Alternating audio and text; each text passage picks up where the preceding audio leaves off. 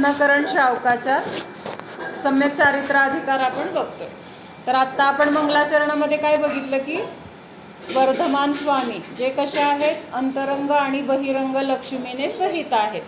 मग त्यांची अंतरंग लक्ष्मी तर कायम त्यांच्यासोबत राहते, कधीही नष्ट होत नाही, कारण तो स्वभाव आहे. ते त्यांचे जे काही गुण त्यांनी प्रकट केलेले आहेत तर ते सगळे त्यांचे मुळात होते, फक्त ते पर्यायामध्ये त्यांनी प्रकट केलेले आहेत. तर अशी ती त्यांची अंतरंग लक्ष्मी आहे. आता बहिरंग लक्ष्मी कशाला म्हटलंय, तर जे बाहेरचं समोसरण आदी विभूती आहेत. म्हणजे हे समोसरण आपण नुसतं म्हणतो समोसरण, पण ह्या समोसरणाची रचना इतकी उत्कृष्ट असते की त्या समोसरणासारखं एकही कुठली गोष्ट किंवा एकही असं प्रेक्षणीय कुठलंही स्थळ नाही की ज्याला आपण समोसरणाची तुलना करू शकतो किंवा समोसरणासारखं ते आहे असं म्हणू शकतो. असं प्रत्यक्षामध्ये कुठलंही ठिकाण नाही आहे ह्या पृथ्वीवर. म्हणजे इतकं सुंदर ते समोसरण कुणी रचलेलं असतं, तर कुबेरांनी रचलेलं असतं किंवा इंद्रांनी ते रचायला सांगितलेलं असतं. पण इतकं सुंदर ते 12 सभांची त्याच्यामध्ये रचना असते. किती 8 प्रकारच्या भूमी आहेत. म्हणजे एका घरातून दुसऱ्या घरात किंवा एका रूममधून दुसऱ्या रूममध्ये, दुसऱ्यामधून तिसऱ्यामध्ये असं आपण जातो की नाही, तर तशा तिथं 8 प्रकारच्या भूमी आहेत. आणि एका भूमीमधून दुसऱ्या भूमीमध्ये, दुसऱ्यामधून तिसऱ्यामध्ये असं जात असताना तिथं इतके सुंदर सुंदर त्या भूमींची रचना आहे. तिथं कसले वृक्ष आहेत, कसले बाग बगीचे आहेत, कसल्या सगळे ते सरोवरांची रचना आहे. असं सगळं उत्कृष्ट नाट्यशाला आहेत.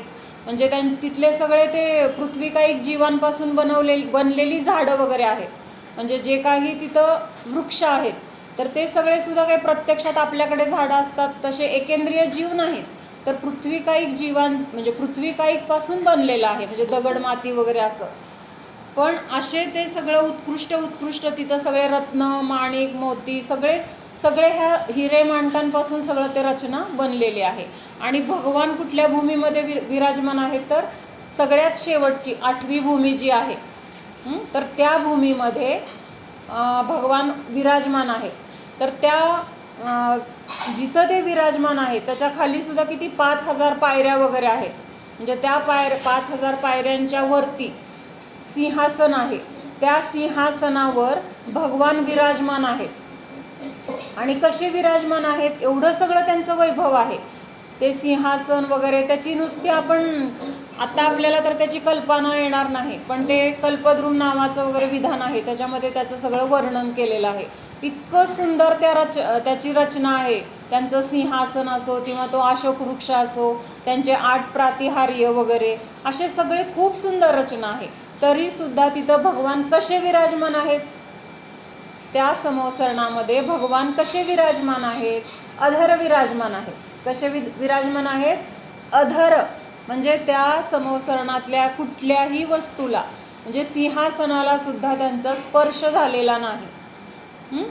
म्हणून त्यांना म्हटले ना अधर विराजे, असं काहीतरी कुठलं तरी पद आहे.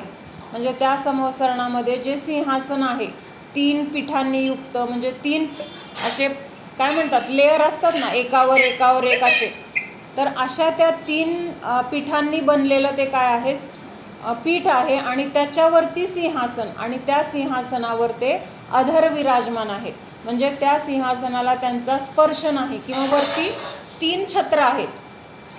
अष्टप्रातिहार्य जे आहेत ना भगवंतांची, त्याच्यामध्ये 3 छत्र एक घेतलेली आहेत. मग ही 3 छत्र कशाचं प्रतीक आहेत, त्यांच्या म्हणजे डोक्यावरती 3 छत्र आहेत.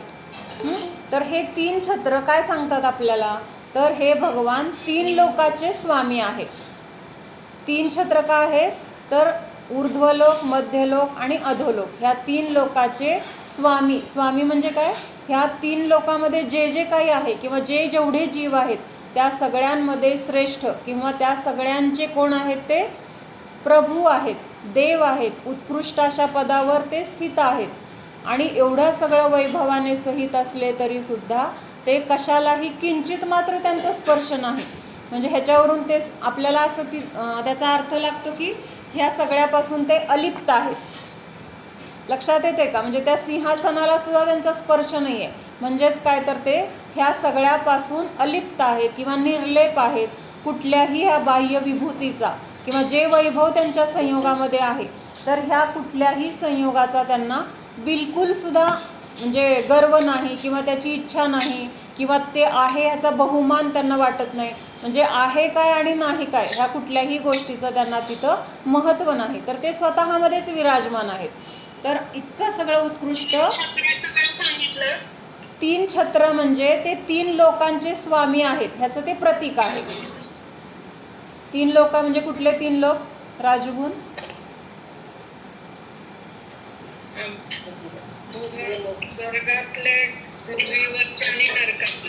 हां, म्हणजे ऊर्ध्वलोक, मध्यलोक. हां, आपण कुठे राहतो? मध्यलोक. आपण पृथ्वीवर नाही, ह्या 3 लोकांमध्ये आपण कुठे राहतो? मध्यलोकामध्ये राहतो. त्याच्यामध्ये सुद्धा हां, त्याच्यामध्ये सुद्धा परत जम्बूद्वीपामध्ये म्हणजे सगळ्या मध्यलोकाचा पण कुठला मध्यबिंदू आहे तर जम्बूद्वीप हा मध्यबिंदू येतो आणि तिथं आपण राहतो. तर मला आपण दररोज म्हणतो ना ते अंतरंग आणि बहिरंग लक्ष्मीने सहित आहेत, पण ह्या बहिरंग लक्ष्मीकडे त्यांचं किंचित मात्र लक्ष नाही आणि आपल्याला थोडंसं आपलं काहीतरी वैभव वाढलं, एखादी आपल्याला कुठली तरी पदवी मिळाली किंवा एखादी नवीन गोष्ट कुणाकडे नाही आणि आपल्याला मिळाली तर आपल्याला त्याचं किती बहुमान असतो किंवा त्याचं किती कौतुक किंवा किती त्याच्यामध्ये आपल्याला श्रेष्ठपणा वाटतो. मग भगवंतांना तर इतकं सगळं वैभव असून सुद्धा त्याच्याकडे त्यांचं बिलकुल लक्ष नाही आहे. त्या सिंहासनाला ते चिटकले पण नाही आहेत, म्हणजे त्याच्यापासून सुद्धा मी अलिप्त आहे हे आपल्याला ते सांगत आहेत. म्हणजे आपल्याला शिकवण काय मिळते? ह्या सगळ्या वैभवात असून सुद्धा ह्या सगळ्या वैभवापासून मी भिन्न आहे किंवा हे वैभव माझं नाही असं त्यांच्या त्या चित्रावरून किंवा तिथल्या त्या समोसरणाच्या रचनेवरून पण आपल्याला पाहायला मिळतं.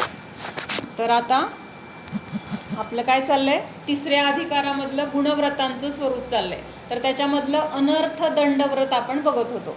तर ह्या अनर्थ दंडव्रताचे 5 प्रकार, व्रताचे नाही, अनर्थदंड नावाचं जे अगोदर पाप आहे त्या पापाचे 5 प्रकार आपण बघितले. कुठले 5 प्रकार बघितले विशाखा? अनर्थदंडाचे 5 प्रकार कुठले? पापोपदेश, हिंसादान, अपध्यान, दुष्कृती आणि प्रमादचर्या. हे 5 भेद आपण बघितले. म्हणजे अनर्थदंडाचा अर्थ काय होतो तर ज्या क्रियेचं आपल्याला काहीही उपयोग नाही किंवा ज्याच्यापासून आपल्याला काहीही फायदा नाही पण विनाकारण आपल्याला काय होतं तर दुःखालाच आपण स्वतः प्राप्त करून घेतोय किंवा विनाकारण स्वतःला दंड देतोय आपण, म्हणून त्याला काय म्हटलं? अनर्थ. ज्याला काही अर्थ नाही किंवा स्वतःवर संकट ओढवून घेतोय तर अशा क्रियांना काय म्हटलं जातं? अनर्थदंड. ज्या निष्प्रयोजन क्रिया, म्हणजे त्याच्यामधून आपल्याला कुठलंही प्रयोजन साध्य होत नाही. आपलं प्रयोजन काय असतं? आपलं रोजचं जीवन जगत असताना आपलं प्रयोजन काय असतं? आपण 100 गोष्टी करतो, पण त्या 100 गोष्टी करत असताना त्याच्या मागं आपलं प्रयोजन काय असतं? काहीतरी प्रयोजन असतं म्हणून करतो का आपल्याला त्याची मज्जा वाटते म्हणून करतो? कशासाठी करतो? स्वयंपाक करतो, जेवण करतो, खातो, झोपतो, फिरतो, काहीतरी गोळा करतो, काम करतो, ह्याच्या मागं आपलं काय प्रयोजन असतं? काहीतरी प्रयोजन असतं की काय प्रयोजन आहे?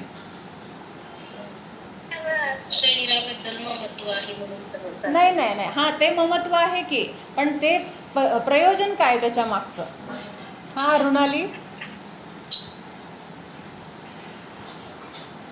सांग, काय सांगते? प्रयोजन काय आपलं? सुख मिळवणे. आपल्याला सुख पाहिजे असतं ना. हां, जिथल्या तिथं कशासाठी ठेवल्यानंतर आपल्याला सुख वाटतं, म्हणजे ते तिथं जागेवर असलं तर आपल्याला बरं वाटतं, आपल्या मनासारखं स्वयंपाक झाला तर बरं वाटतं, घरातलं आपण जे केलं ते सगळ्यांनी आवडीने खाल्लं तर बरं वाटतं. बरं वाटावं म्हणजे काय तर सुख वाटावं. हां, म्हणजे सगळ्याच्या मागं आपला हेतू काय असतो तर आपल्याला सुख मिळवायचं असतं. म्हणजे आपलं प्रयोजन काय आहे? आपल्याला सुख मिळवायचं आहे, पण आपण सुख मिळवण्यासाठी काय करतोय? निष्प्रयोजनभूत क्रिया करतोय, ज्याच्यातून आपल्याला सुख तर मिळणार नाहीच पण विनाकारण आपल्याला स्वतःलाच आपण शिक्षेला पात्र करतोय, तर हेच काय आहे, निष्प्रयोजनभूत क्रिया, ह्यालाच म्हटलं अनर्थदंड असं म्हटलं. तर हे 5 प्रकारचे अनर्थदंडाचे प्रकार आपण बघितले. आता त्या 5 प्रकार बघितल्यानंतर पुढं काय सांगितलंय आता, तर अनर्थदंड जे व्रत आहे, अनर्थदंड व्रत कशाला म्हटलं मग सुनंदा मावशी? अनर्थदंड आपण बघितला आता, मग अनर्थदंड व्रत कशाला म्हटलं? निष्प्रयोजन क्रिया करणे. अनर्थदंड व्रत म्हटलं मी. अनर्थदंडाचा अर्थ वेगळा होतो, अनर्थदंड व्रत म्हटलं.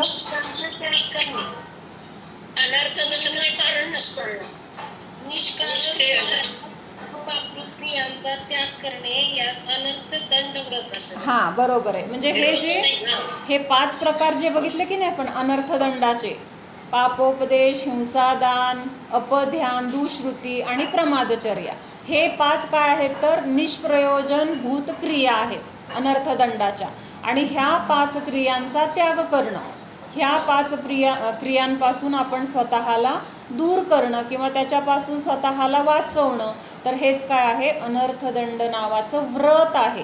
म्हणजे अनर्थदंड हा दोष आहे किंवा अनर्थदंड हे काय आहे, तर अव्रत म्हटलं जातं, म्हणजेच दोष म्हटला जातो. आणि जिथं ह्या दोषांचा त्याग केला जातो त्याला काय म्हटलं जातं, व्रत. व्रतचा आपण अर्थमध्ये बघितला होता. व्रत म्हणजे काय, दोषांना टाकून देणे किंवा दोषांना नष्ट करणे, दोषातून स्वतःला दूर करणं, तर हे काय आहे, व्रत आहे. मग ह्या 5 प्रकारच्या ज्या अनर्थदंडाचे 5 प्रकार आहेत, तर त्या 5 प्रकारच्या पापांचा त्याग करणं किंवा त्या निष्प्रयोजनभूत क्रियांचा त्याग करणं, हेच काय आहे, अनर्थदंड नावाचं व्रत आहे. मग हे अनर्थदंड नावाचं व्रत घेतल्यानंतर त्याचं पालन करत असताना सुद्धा परत आपल्याकडून काय होतं, तर अतिचार लागतात किंवा अतिचार, अनाचार वगैरे हे बघितलं होतं ना आपण.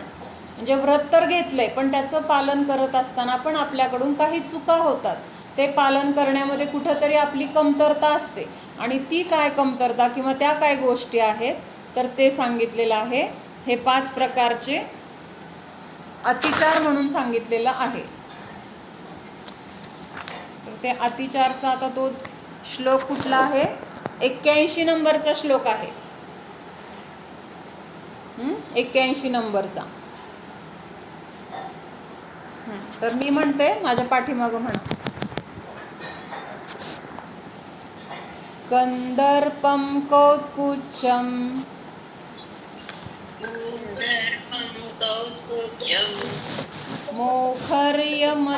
मोखर्यमतिप्रसाधनं पंच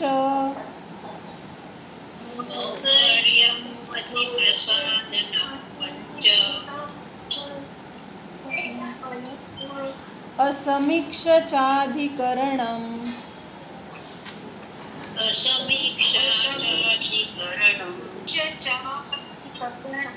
असमीक्ष चाधिकरणम् चाधिकरणम् हां चाधिकरणम्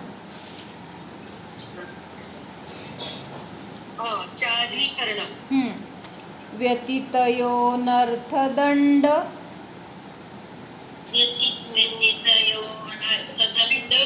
कृद्विरते कृद्विरते. आता सगळे मिळून म्हणूया. सगळे मिळून म्हणूया. कंदर्पं कौत्कुच्चं मोखर्यमतिप्रसाधनं पंच असमीक्ष चाधिकरणम् व्यतितयोनर्थदंडकृद्विरते. काय सांगितलंय, अनर्थदंड जे व्रत आहे तर त्याचे हे अतिचार सांगितले. तर कुठले कुठले अतिचार आहेत, कंदर्प, अगोदर नावं बघूया, थोडी अवघड नाव आहेत आणि नंतर त्याचे अर्थ बघूया. कौत्कुच्चम, कौत्कुच्च म्हणजे कंदर्प, कौत्कुच्च, मौखर्य, अतिप्रसाधन आणि असमीक्षचाधिकरणम. असमीक्षच्या अधिकरणमचं काय, हां, असमीक्ष अधिकरणम, असं हे 5 प्रकारचे अतिचार आहेत. कंदर्प, कौत्कुच्च, मौखर्य, अतिप्रसाधन आणि असमीक्ष अधिकरण. काय सांगितलं? असमीक्ष अधिकरण.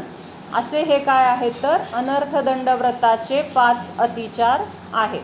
म्हणजे ह्या 5 प्रकाराने अनर्थदंडव्रत घेतल्यानंतर दोष लागतात किंवा त्याच्यामध्ये व्रताला नीट पालन न केल्याचं तिथं आपल्याला दोष लागतात. तर आता कंदर्प म्हणजे काय सांगितलं आहे? कंदर्प म्हणजे आपण आता काय, हसी करते हुए अशिष्ट वचन बोलणं.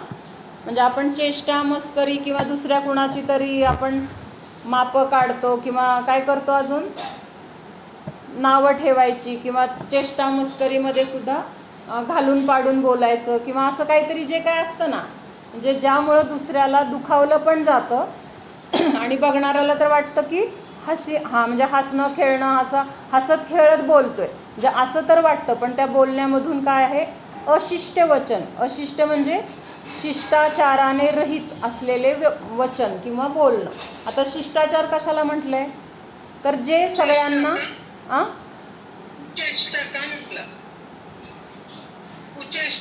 हां, कुचेष्टा, बरोबर. कुचेष्टा करणं किंवा दुसऱ्याचं जे काही व्यंग असेल, कमतरता असेल, तर त्याला धरून आपण त्याच्यावर चेष्टा मस्करीचे वचन बोलणं. तर ह्यालाच काय म्हटलं? अशिष्ट वचन बोलणे. म्हणजे अनर्थदंडाचं व्रत घेतलंय आणि त्यावेळेस जर आपण असं कुणाबद्दल बोललं किंवा कुणाला बोललं तर तो काय आहे? कंदर्प नावाचा अतिचार म्हटला जातो. त्याच्यानंतर दुसरा आहे कौत्कुच्च. कौत्कुच्च म्हणजे काय? शरीर की कुचेष्टा करणं. म्हणजे वेडवाकडं कुणाचे तरी नक्कल करणं. नक्कल करून दाखवली जाते की नाही? कुणाची तरी नक्कल करायची, कुणाला तरी वाकडं दाखवायचं किंवा तोंड वेंगाडायचं वगैरे, असं जे आहे तर त्याला काय म्हटलंय?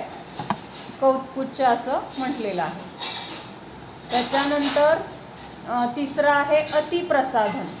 त्याच्यानंतर भोग आणि उपभोगाची जी सामुग्री आहे, म्हणजे काय, आपल्याला जी साधनं लागतात ना, म्हणजे रोजच्या जीवनामध्ये ज्या काही गोष्टी आहेत आपल्याला लागणाऱ्या भोग भोगण्यासाठी किंवा उपभोगण्यासाठी, तर अशी जी सामुग्री आहे तर ती सामुग्री गरजेपेक्षा अधिक संग्रह करणे.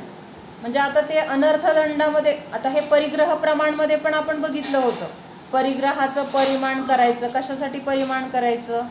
तर विनाकारण ज्या गोष्टी आपल्याला गरजेच्या नाहीत त्या साठवून त्याच्याबद्दल लोभ किंवा मोह होतो, परत ते सांभाळायचं, ते नष्ट झालं तर परत आपल्याला दुःख होतो. हे सगळ्या गोष्टींचा त्याग करण्यासाठी तिथं परिग्रह परिमाण व्रत सांगितलं होतं. मग आता इथं परत अनर्थदंडामध्ये ते का घेतलंय?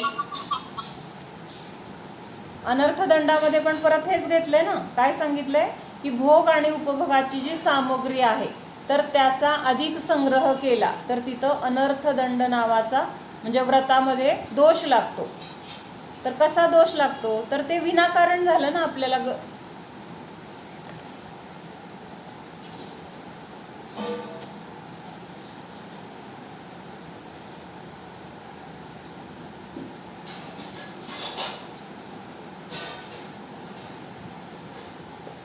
You are muted because a lot of people are on this call. Hello, हां. तर आपण काय बघितलं होतं भोगोपभोग परिमाण व्रतामध्ये?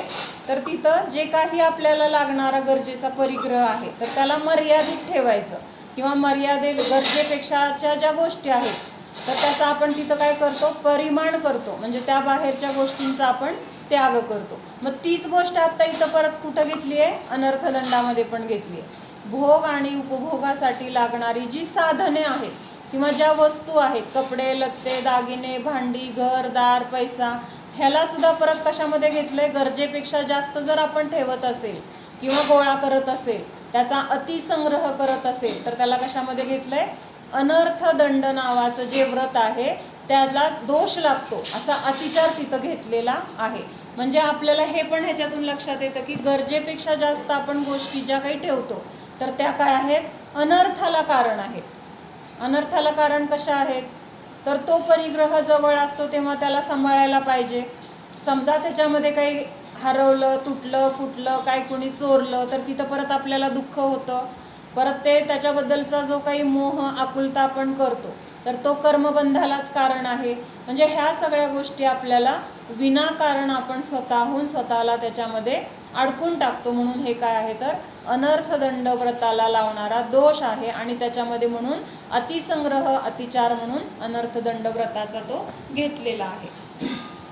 त्याच्यानंतर पुढचा कुठला घेतलाय? आमच्या पुस्तकात नाही का अतिसंग्रह म्हणून? अगं हे आपलं काय PDF आमच्यात आहे ना, हा हे बघ, सूर्य, चतुर्भुज, अन्वयार्थमध्ये घेतलेले. हा, त्याचा अर्थ अधिकरण. त्याचा अर्थ ग मावशी म्हणजे अतिसंग्रह घेतलेले. आ अन्वयार्थमध्ये घेतलेले. हा अन्वयार्थमध्ये घेतलेले.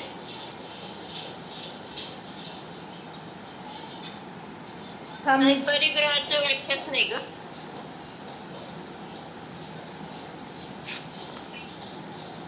एक मिनिट हा, मी तुला त्याचं हे काढून पाठवते ग्रुपवर. नाही, असं ते दुपारी पाठवाचा क्लास पूर्ण कर घे. वेळ जातो गे ना. हो. दुपारी पाठवा असू दे.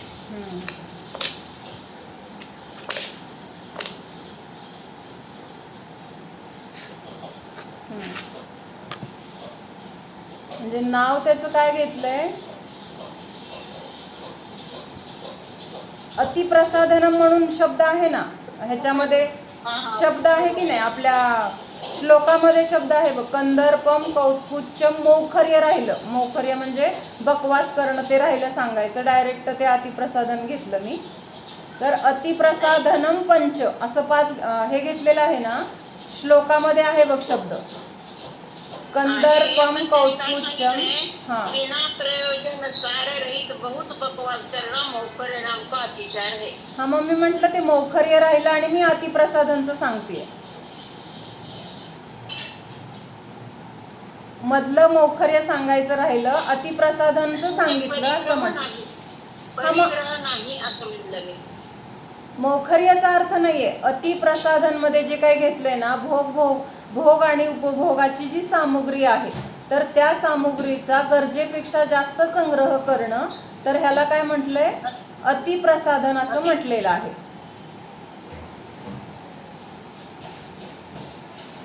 आलं का लक्षात? म्हणजे मधलं मौखर्य सांगायचं राहिलं माझं, मी पुढचं अतिचार सांगितला.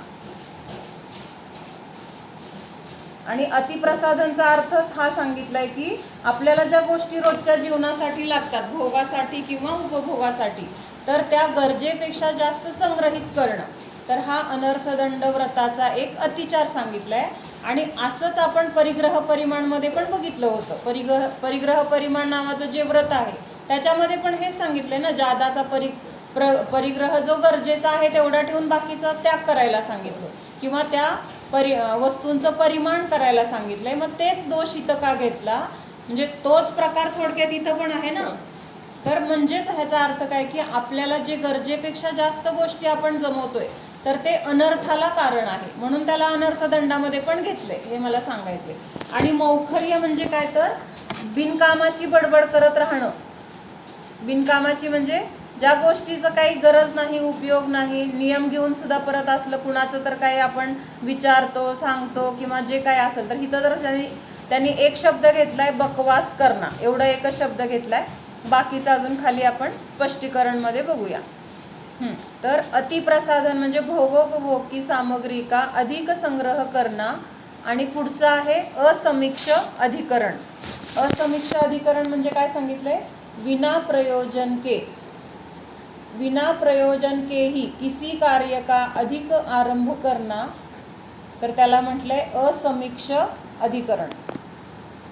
म्हणजे आता गरजेची जेवढी गोष्ट आहे ते सोडून विनाकारण काय केलं तर जास्त जमवणं किंवा जास्त कुठलं तरी काम गरज नसताना करत राहणं, आरंभ करणं, तर हे काय आहे? असमीक्ष नावाचं अधिकरण असं म्हटलेलं आहे. समजतंय का? अवघड वाटतंय?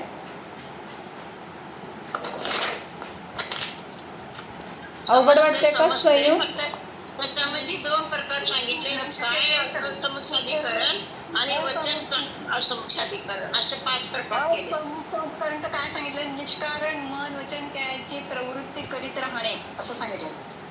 असमीक्ष एक अधिकरण. वचनाचं आहे, एक आता- वचनाचं आहे, एक हां. कायचं आहे. हां, म्हणजे आता कसं प्रत्येकांचं पुस्तक आता प्रत्येक वेगवेगळ्या आचार्यांनी त्यांच्या त्यांच्या अपेक्षेने लिहिलेलं आहे. आपण त्यातनं हे बरोबर आणि हे चूक असं नाही, समजून घ्यायचं आहे त्यातनं अर्थ प्रत्येकाचं. 5 प्रकार सांगू लागले ग. हां, हां. 5 प्रकार, एकूण 5 प्रकार 5 प्रकार आता कंदर्प, कौत्कुच्च, मोखर्य, अतिप्रसाधन आणि असमीक्ष अधिकरण, हे 5 प्रकार तर आहेत. नावं लक्षात आली का सगळ्यांना? संयुक्त कुठली 5 नावं आहेत? कुठली 5 नावं आहेत? कंदर्प, कौत्कुच्च आणि अतिप्रसाद, मध्ये मोखर्य एक आहे. मोखर्य.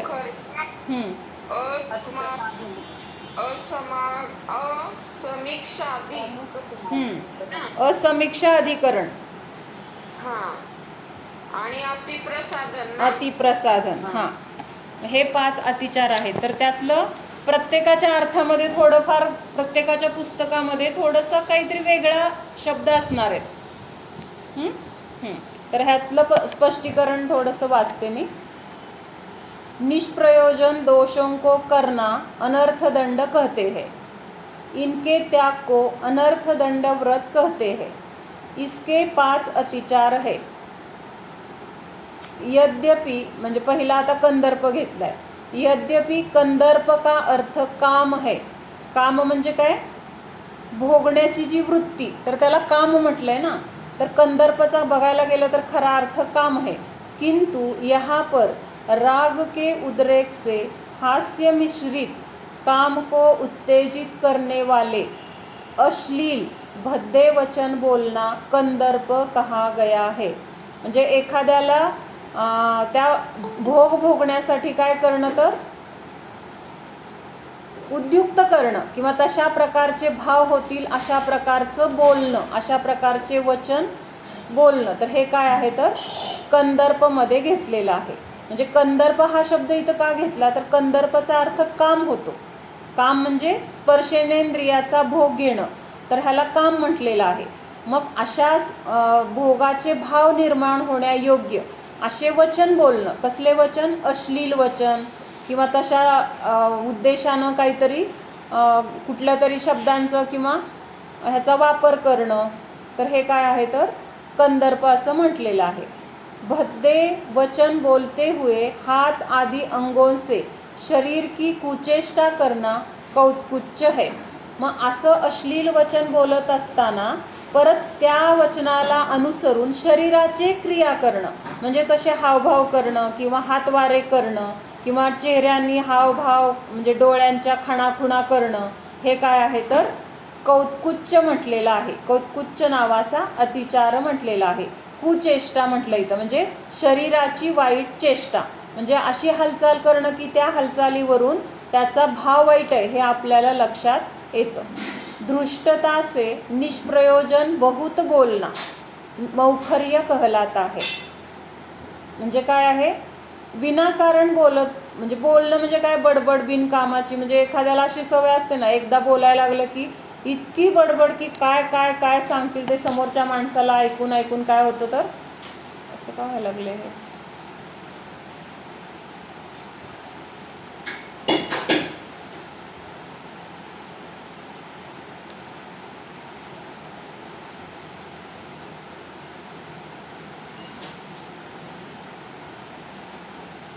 You are muted because a lot of people are on this call.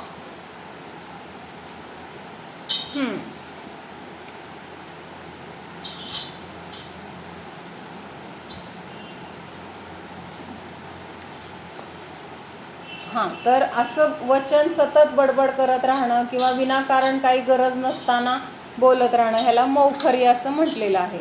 जितने पदार्थों से अपने भोगोपभोग की पूर्ति होती है उससे अधिक संग्रह करना अतिप्रसाधन कहलाता है. म्हणजे थोडक्यात परिग्रह परिमाण व्रत घेतलं आणि त्याच्यापेक्षा परत जास्त आपण गोळा करत राहिलो तर तसं पण इथं त्याला पण अनर्थदंड नावाचा दोष किंवा हा अतिसंग्रह नावाचा दोष म्हटला जातो. तथा विना प्रयोजन ही अधिक कार्य करना असमीक्ष अधिकरण कहलाता है. असमीक्ष अधिकरण म्हणजे काय? गरज नसताना कुठलंही कार्य करत बसणं. काही काम म्हणजे नाही आहे म्हणून आपलं विनाकारण काहीतरी करत बसायचं तर त्याला काय म्हटलं?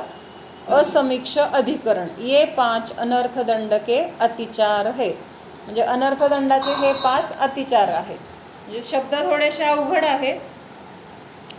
हे मनोहरजी वर्णींचं ह्यातलं थोडंसं वाचू म्हणजे जरा जास्त तिथं स्पष्टीकरण होईल. अनर्थदंड विरती के 5 अतिचार है. आता अनर्थदंड व्रताला इथं काय शब्द दिलाय त्यांनी? अनर्थदंड विरती म्हणजे अनर्थदंडापासून विरक्त होणं. आणि ह्या व्रताचे 5 अतिचार है. दोष है व्रती श्रावक इन दोषों को नहीं करता. म्हणजे ज्यांनी ह्या व्रताला धारण केलेलं आहे तर ते हे 5 प्रकारचे दोष करत नाहीत असं सांगितले. पहिला है कंदर्प. राग भाव की अधिकता से हास्य मिश्रित भंड वचन बोलना कंदर्प नामक अतिचार है. कशाने? रागभावाने. रागभाव म्हणजे काय? आसक्ती. आतून आपल्याला भोगण्याची आसक्ती किंवा भाव त्याच्या अधिकतेमुळे हास्य मिश्रित भंड वचन बोलना कंदर्प नामक अतिचार है. जिसमें हसी बसी हो म्हणजे ज्याच्यामध्ये हसणं आहे पण त्या हसण्यासोबत काय आहे तर और दुर्भाव बसा हो म्हणजे तिथं भावना चांगली नाही आहे. भावना काय आहे तर समोरच्या माणसाला अशा गोष्टींसाठी उद्युक्त करण्याचे भाव आहेत. कुठल्या गोष्टीसाठी? कामभोगासाठी किंवा त्या दृष्टीने तसं वाटण्यासाठी असा दुर्भाव त्याच्यामध्ये आहे. ऐसे भंडवचन बोलना जो भले पुरुषों के सुनने लायक भी नहीं है वे सब कंदर्प अतिचार कहलाते हैं. म्हणजे अशा शिव्या वगैरे जे म्हटलं जातात ना पूर्वी खूप, आता नाही ऐकायला येत आपल्याला कुठं, पण लहानपणी असं आपल्या गावाकडे वगैरे कसले घाणेरड्या शिव्या वगैरे दिल्या जायच्या तर ते सगळे शब्द म्हणजे काय आहेत तर कंदर्प नावाचा अतिचार आहे. म्हणजे ते ऐकून सुद्धा आपल्याला छान वाटत नाही. म्हणजे ऐकलं तरी, बोलायचं तर लांब राहिलं पण दुसरं कोणी जरी असे वचन बोलत असलं तरी आपल्याला ते छान वाटत नाही. गाली के शब्द प्रसिद्ध है. इकहरे खैर उनका इतिहास अलग है. ते वेगळंच आहे. वे वास्तव में गाली नहीं किंतु प्रशंसा के शब्द है. अब जिसके लिए वे शब्द बोले गए वह उतना योग्य है नहीं इसलिए वे शब्द गाली रूप समझ लिए गए. म्हणजे एखादा गरीब आहे, काय आहे? गरीब आहे, एखादा भिकारी आहे आणि त्याला जर राजा म्हटलं तर त्याला काय झालं? ते त्याला टोचण्यासाठी बोललं गेलं ना ते. म्हणजे तिथं तो राजा हा शब्द चांगला आहे, त्या शब्दामध्ये काही खोट नाही आहे, पण जिथं आपण ते बोलतोय, ज्याला आपण ते बोलतोय तर त्याला तिथं मग ते टोचतं ना. आपण गरीब आहे म्हणून आपल्याला हिणवते असं म्हणून हिणवलं किंवा अजून अशा पद्धतीने आपण जे जे वचन बोलतो किंवा ऐकलेले आहेत तर ते सगळे ह्याच्यामध्ये येणार. आजकल तो लोग गाली के बड़े बड़े वाक्य भी बोलते हैं जिनमें माँ, बहन, बेटी आदि के प्रति गंदी गंदी बातें भरी होती है. तो व्रती जनों को या अव्रती श्रावक जनों को भी ऐसे वचन न बोलना चाहिए. जैसे उदाहरण दिले त्यांनी, मान लो एक भाई ने अपने ही भाई को बहन की गाली दी तो उसका अर्थ क्या हुआ कि उसने अपनी ही बहन को गाली दी. म्हणजे त्यांनी दुसऱ्याच्या बहिणीला दिली तरी तिथं काय आहे ते स्वतःची पण बहीण आहे ना. म्हणजे दुसऱ्याच्या बहिणीचं वाईट चिंतन करणं म्हणजे स्वतःच्या पण आपली पण बहीण आहे तशा बहीण ह्या प्रकारावर सगळ्यांबद्दलच तसं वाईट चिंतन केल्यासारखं आहे. पशुओं को भी लोग गाली देते हैं तो कभी कभी ऐसा भी बोलते हैं तेरा मालिक मर जाए. अब बताओ मालिक खुद बन बैठे हैं और गाली दे रहे हैं. म्हणजे स्वतःला स्वतः बोलून घेतल्यासारखं झालं. पर उन्हें यह पता नहीं यह गाली तो हम पर लगी है. किंवा आपण असं म्हणजे असं पण ऐकतो ना, आईवरून वगैरे पण शिव्या दिल्या जातात. म्हणजे घरामध्ये समजा वडील आता मुलाला काहीतरी बोलतात, तुझ्या आईला वगैरे असं म्हटलं जातं. मग त्यावेळेस ती जरी त्या मुलाची आई असली तरी त्यांची पण ती बायको आहेच की. हा विचार तिथं नसतो रागाच्या ह्याच्यामध्ये. तो जब राग भाव बढ़ा, हंसी की बात हुई, तो ऐसे वचन निकलते कि वह कुछ सोचता ही नहीं कि इसका क्या अर्थ है. और जहाँ फिर हास्य भरे वचन हो, जैसे पहले समय में विवाह शादी के मौके पर ऐसे ही हास्य मिश्रित वचन बोला करते थे. आज तो इतनी फुर्सत नहीं है कि 3-3 दिन का समय विवाह में दे. घंटा 2 घंटे का विवाह रह गया तो उसमें मौका कहाँ मिलता है कि हास्य भरी बातें बोले.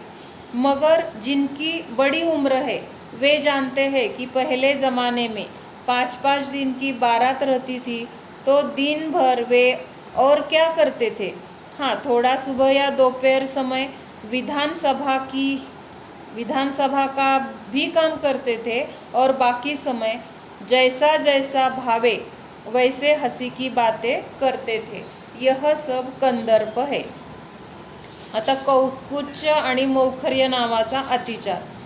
दूसरा अतिचार है कौत्कुच्च. तीव्र राग के उदय से हास्य रूप वचन तो है ही. म्हणजे आता वरती आपण हास्याचे ते वचन पाहिले, आता इथं काय है ही. पर शरीर की चेष्टा करते थे, हाथ से कुछ हम बुरा इशारा करना, आँख मटकाना आदि कितनी ही काय की चेष्टा करे, यह कौत्कुच्च नाम का अतिचार है. साधारण लक्षात येते ना सगळ्यांना, नुसतं वाचून दाखवते. तीसरा अतिचार है मौखर्य. अतिप्रसाधना, विना प्रयोजन असार बकवाद करना मौखर्य है. कितने ही लोगों की आदत होती है कि वे बुरे बोल बोलते हैं, बकवास करते हैं.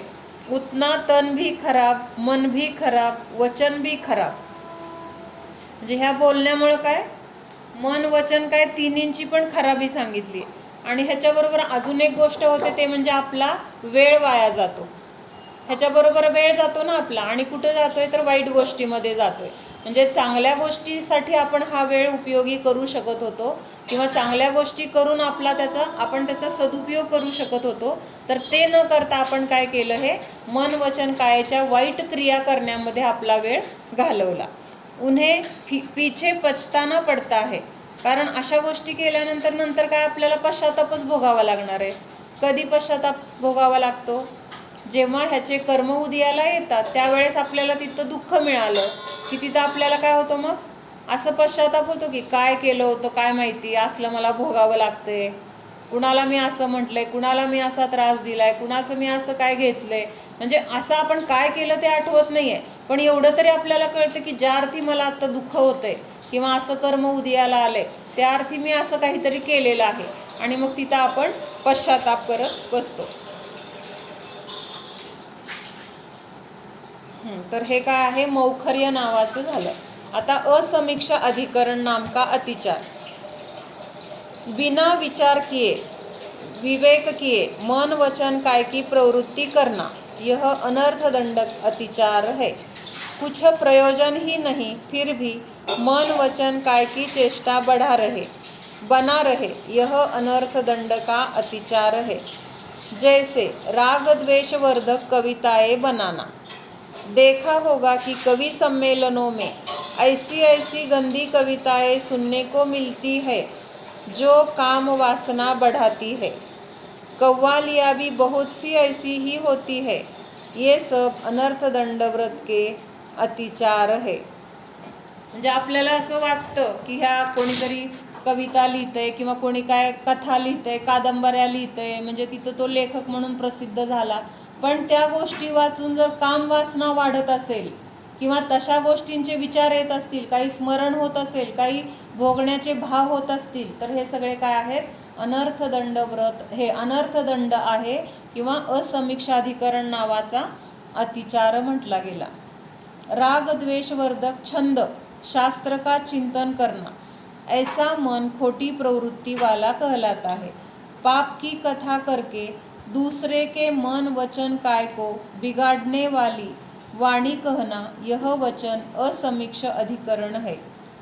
कुछ प्रयोजन नहीं पर गमन कर रहे, बिना प्रयोजन जहाँ चाहे बैठना, दौड़ना, पटकना, फेंकना, जो चाहे चीज जहाँ चाहे ढकेलना, पत्ता पुष्प आदि का छेदन करना, किसी को विष देना, शस्त्र देना, कोई चीज छोटी भी हो तो भी उससे घसीटकर ही उठाना, कोई बहुत बड़ी चीज हो और मान लो नहीं है उस समय कोई दूसरा साथी सहयोगी, तो कभी मान लो थोड़ा सरका दिया, देख लिया चीटी नहीं है, यद्यपि वह भी दोष है, मगर ऐसी आदत बन जाना कि छोटी भी चीज़ हो तो उसे भी सरका देना। सरका देना म्हणजे आपण असं ढकलून ठेवतो किंवा घेताना असं ओढून घेतो, तर तिथं सांगतायत की म्हणजे एखादी गोष्ट अशी ढकलायची किंवा ओढायची नाही आहे, तर उचलून ठेवायला सांगितली आहे. आपल्याला पाहिजे असलं तर 2 पावलं उठून चालावं लागलं तरी पण ते असं ओढून घ्यायची नाही. म्हणजे आपण असं ओढून घेतो किंवा ढकलून ठेवतो असं कशासाठी, तर आपल्याला तिथं आळस असतो किंवा तेवढं कोण उठणार, तेवढं कोण तिथं नेऊन ठेवणार, मग इथनं ढकललं की बरोबर ते कोपऱ्यात जात आहे. तर हे काय आहे, अनर्थदंड म्हटलेलं आहे. हाँ, जैसे थाली धरी है, दूर है तो उसको उठाकर धरने की आदत न हो तो उसे भी सरका देना. म्हणजे ताट आहे आणि आपल्याला कुणाजवळ तरी थोडं लांब आहे त्याला द्यायचं, तर आपण असं ढकलतो, तर असं करणं सुद्धा काय आहे, हे अतिचार आहे. यह तो बिना प्रयोजन काय की चेष्टा है, यह असमीक्ष अधिकरण कहलाता है. आता अतिसंग्रह नाम का अतिचार, जितने हाँ हाँ आता हे मध्ये कसं शिवी घालून बोलणे, अश्लील बोलणे, कुचेष्टा करणे आणि कुच मध्ये शरीराची कुचेष्टा, नकल करणे, खाणाखुणा करणे. तसं हे असमीक्षाधिकरण मध्ये म्हणजे 2 वाक्यात काय आपण हे करायचं, म्हणजे इथं विनाकारण सांगितले, विनाकारणच्या जे काही गरज नसतानाच्या क्रिया करत राहणं, असं काहीतरी. थोडा फरक आहे, फार फरक नाही होत. बिना प्रयोजन मन वचन कार्य को बिगड़ने वाली खोटी बातें करना.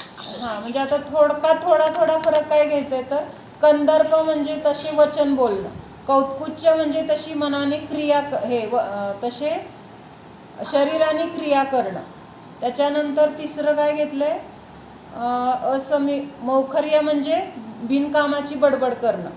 त्याच्यानंतर भोगोपभोगाची जी सामुग्री आहे तर ती गोळा करणं, हे अतिप्रसादन. हे 4 तर समजले. आणि आता हे 5वं जे सांगितलंय ना, असमीक्षा अधिकरण, ह्याच्यामध्ये कॉमनमध्ये घेतलंय त्यांनी, मन वचन कायाची कुठलीही गरज नसताना केलेली क्रिया. म्हणजे गरज नाही आहे, विनाप्रयोजन आपण काहीतरी उगी इकडं पळ तिकडं पळ, उगीच काहीतरी बोल, कुणाला तरी काहीतरी म्हण, किंवा तसले लेख काय ते आहेत ना, म्हणजे अशा भावना. सांगितली काय सांगितली, काय म्हटली, चौथं होय, चौथं हे बघ, पहिलं कौत्कुच्च, त्याच्यानंतर पहिलं कंदर्प, कौत्कुच्च, मौखर्य, हे 3 झालं. चौथं आहे असमीक्ष अधिकरण. अतिप्रसादन आहे का, अतिसंग्रह आहे का चौथं? एक मिनिट, मी आता हे 5वं सांगितलं समीक्षा, हे इथं हां, ते श्लोकामध्ये तसं आहे. इथं वर्णिजींचं मी वाचत होते ना, तर त्याच्यामध्ये असमीक्षा अधिकरण आधी घेतलंय आणि अतिसंग्रह नंतर घेतलंय, एवढा फरक आहे. अतिसंग्रह नामक अतिचार हा 5वा अतिचार आहे. अतिसंग्रह करणं म्हणजे आपल्याला ज्या गोष्टी गरजेच्या आहेत त्याच्यापेक्षा आपण जास्त गोळा करत असेल तर हा अतिचार लागतो. या श्लोकामध्ये भोगोपभोग परिणाम नाही सांगितलं बरं का.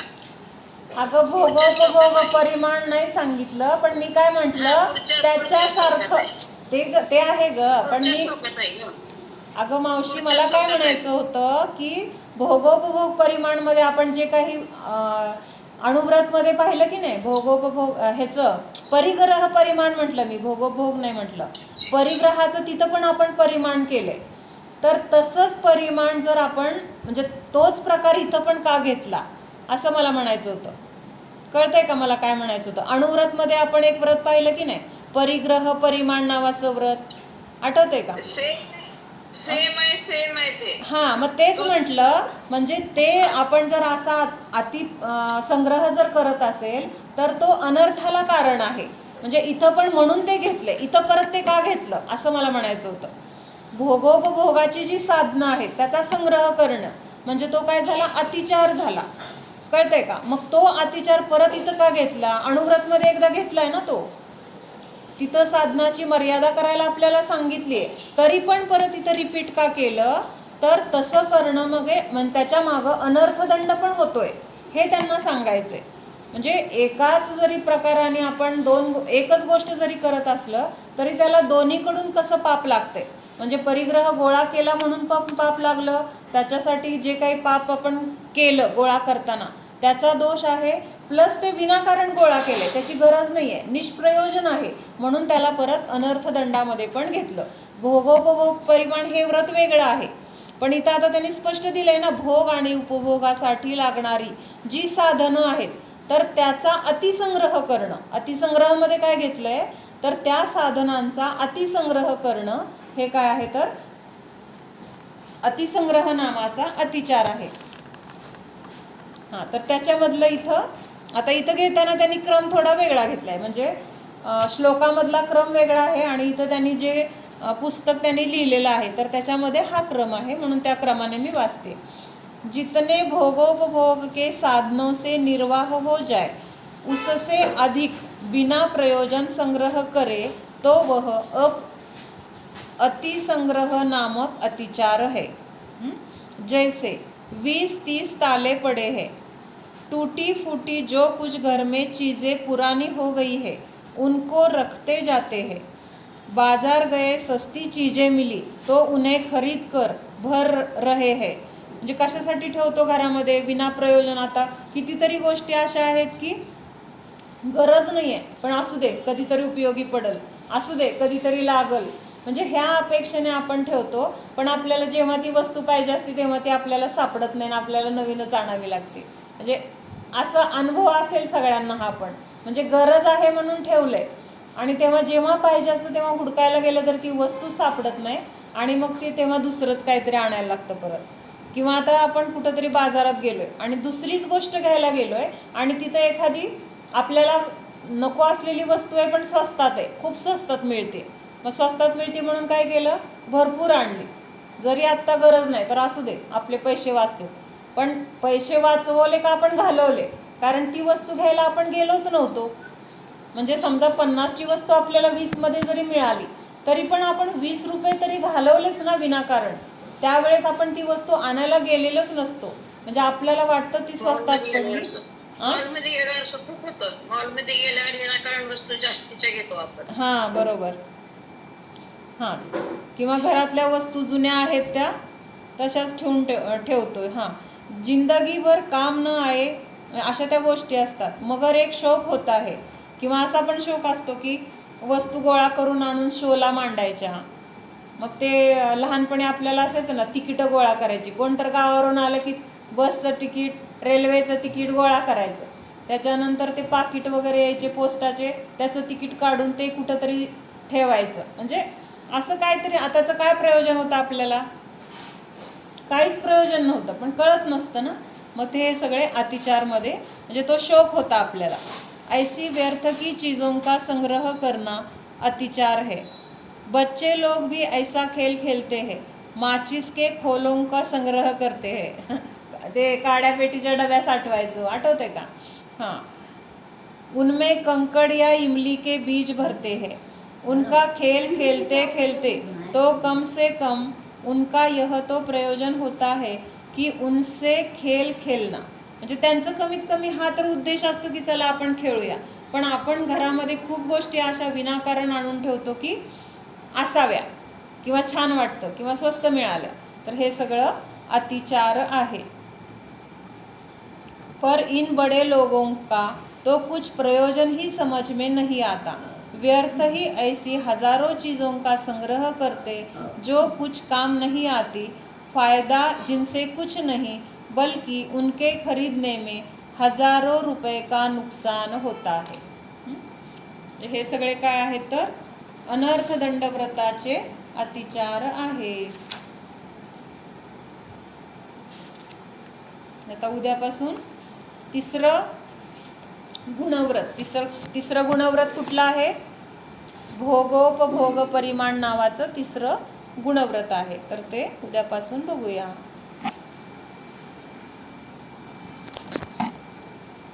हे थोडे अवघड आहेत शब्द, त्यामुळे मागच्या जन्मामध्ये एवढं तर नक्की आहे आपण पंचम काळात जन्मलोय, आपण स्त्री पर्यायामध्ये जन्मलोय, आपल्याला प्रतिकूलता आहे, आपल्याला काही ना काही संकट सारखी येत आहेत, आपल्याला काही काही गोष्टी अशा आहेत की खूप त्रास देत आहेत, शरीर आपलं ठीक नाही आहे किंवा मानसिक काहीतरी त्रास होतो. हे सगळ्या ज्या गोष्टी आपल्याला मिळालेत ना, तर ह्याचं कारण आपण मागच्या जन्मी नक्की असं काहीतरी केलेलं आहे.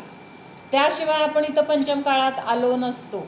पंचम काळामध्ये जन्म घेणारे बहुलतेने पापी आहेत असं म्हटलं जातं. म्हणजे ज्यांनी मागच्या जन्मी पाप केलेला आहे त्यांनाच इथं पंचम काळात जन्म मिळालाय. आपण स्त्री पर्यायात का जन्मलोय? आपण मायाचारी केली आहे म्हणून स्त्री पर्याय मिळालाय. म्हणजे आपण किती जरी नाही नाही म्हणलं ना तरी आपली पर्याय सांगते की आपण मायाचारी केलेली आहे. म्हणजे तिथं आपण नाही म्हणूच शकत नाही. आणि मायाचारी हा स्त्रीचा स्वभाव सांगितलाय. म्हणजे आत्ता सुद्धा ह्या सगळ्या म्हणजे बाकी पर्यायांमध्ये, म्हणजे बाकी म्हणजे पुरुष पर्याय असेल किंवा, तर स्त्रीमध्ये मायाचारी जास्त आहे असं सांगितलंय. म्हणजे असं सांगितलंय की स्त्रीला मायाचारी करायला शिकवावं लागत नाही, तर तो अंगचा गुण आहे. म्हणजे जसं ज्या पर्यायामध्ये गेल्यानंतर तिथं त्यांना काय शिकवावं लागतं का? आता कुत्रा आहे, त्याला भुंकायला कोण शिकवतं का? तर त्या पर्यायामध्ये गेलं की त्याला ते आपोआप येतं. किंवा अजून काय असतं, गाय असते, ती वासराला चाटायला तिला कोणी शिकवलं? तिला बाळ झालं की लगेच ती वासराला चाटायला सुरू करते. मग कोणी शिकवलं तिला? म्हणजे ते काय आहे, त्या भूमिकेमध्ये गेलं की आपल्याला त्या गोष्टी ॲटोमॅटिक येतात. तसं ह्या स्त्री पर्यायामध्ये मायाचारी ही ॲटोमॅटिक आहे. म्हणजे आता थोडक्यात म्हणायचं तर मोबाईलमध्ये म्हटलं जातं ना इनबिल्ट आहे, त्याच्यामधले काही फीचर्स असतात ना, यूट्यूब असेल, गुगल असेल, हे इनबिल्ट आहे असं म्हटलं जातं. म्हणजे ते मोबाईलसोबत येतं. तसं ह्या पर्यायासोबत आपल्याला ते मिळालेलं आहे. पण ह्याचा अर्थ असा नाही आहे की आपण मायाचारी करतोय. हां, तो स्वभाव आहे, पण त्या स्वभावानुसार आपण तसं करतोय असा त्याचा अर्थ नाही आहे. पण ते करायला जमतं कुणाला जास्त म्हटलं तर ते आपल्याला जमणार असा त्याचा अर्थ आहे. मला काय म्हणायचं समजलं का? संसारात बायकांना प्रत्येक गोष्टीबद्दल आसक्ती जास्त असते. वस्तू असू दे, कपडे, पैसा, दागिने किंवा घरातली कुठलीही वस्तू, इलेक्ट्रॉनिक वस्तू कोण मागितलं तर आपण काय म्हणतो, ते खराब होईल, नीट वापरणार नाही, आपल्यासारखं मग द्यायला नाही, माझ्याकडे नाही किंवा खराब झालंय असं म्हणतो. हे मायाचारीच असते ना. माझ्याकडे असून नाही म्हणतो, हे मायाचारीच आहे ना. बरोबर आहे. मग असं बायकांच्या तरी जास्त घडतं. म्हणजे आपल्या मुलासाठी ठेवलेलं असतं, मग दुसऱ्याला नाही म्हणून सांगतो. हे मायाचारीचं ना दावा असते, ननंद असते. अर्थ पुरुषांमध्ये मायाचारी नाही असं नाही बरं का, पण प्रमाण जर बघितलं तर ते स्त्रियांमध्ये जास्त आहे असं म्हटलं जातं. प्रमाण खूप कमी असतं किंवा देतात पुरुष. एखादा पाण्याचा पाईप मागितला, आपल्याकडे आहे, आपण म्हणतो नको खराब येईल, पुरुष म्हणतात जाऊ दे, वापरू दे ना, काय होते, देईल परत झाल्यावर. हो असं की असतं. देतील पण, आणि पुरुषांमध्ये पण मायाचारी असू शकते, नसते असा त्याचा अर्थ नाही असं मला म्हणायचंय. म्हणजे फक्त बायकांमध्येच आहे आणि पुरुषांमध्ये कमीच आहे असं पण नाही. काही ठिकाणी बायकांपेक्षा पण जास्त दिसून येईल, खूप कमी असतं. काही ठिकाणी बायकांपेक्षा पण जास्त कमी असतं, असं कमी पण असतं, आणि काही ठिकाणी ते जास्त पण असू शकतं. असं नाही आहे की नसतंच. काय म्हणता अर्चना भाभी? नाही, आपण म्हणतो ना, आपण मिक्सर देत नाही, मायाचारी करतो, हे देत नाही, ते देत नाही. त्याच्या पाठीमागचा उद्देश पण तसा चांगला असतो की ओके, त्यांनी वाईट मार्गाने आता मिक्सर दिला किंवा हे केलं तर त्याच्यात त्यांनी काय घात करून घेतील आपल्याला माहिती आहे का? बरोबर आहे तसा पण की उद्देश आहे का? तुमचा तो उद्देश आहे ना, त्याचं पण तुम्हाला पुण्य पण मिळणार आणि खोटं सांगितलं त्याचं पाप पण मिळणार. म्हणजे एका वेळेस दोन्ही गोष्टी मिळणार असं आहे. म्हणजे धर्म आपल्याला हा कर्म धर्म नव्हे, कर्म आपल्याला सगळीकडून पकडते. म्हणजे कुठंच तुम्हाला ते म्हणजे चांगलं फळ द्यायला पण कमी करत नाही आणि वाईट फळ द्यायला पण ते मागं पुढं बघत नाही. म्हणजे दोन्ही एका वेळेस दोन्ही क्रिया तिथं दिसतात असं. करायचं. हम्म? अवघड आहे सगळं, म्हणून आपलं दीक्षा घेतली ना सगळ्यात सोपं. कुणाला नाही म्हणायला नको, कुणाला काय खोटं सांगायला नको, मायाचारी करायला नको. म्हणून मग आता उद्देश तर आपला तो ठेवायचा आहे. आता आपल्याला शक्य नाही आहे, पण आपले भाव तर ते ठेवायचे. म्हणजे आपण भाव करायला तर काय हां सुशील म्हणते आपण कुठं जाऊया चला. चला सगळे मिळून जाऊया. सगळ्यात महत्वाचं तेच आहे बघा. खरंच जाऊया. हा. चला ठीक आहे. आणि अर्चनाबाबी प्रत्येकाचा उद्देश सांगण्याचा वेगवेगळा असतो.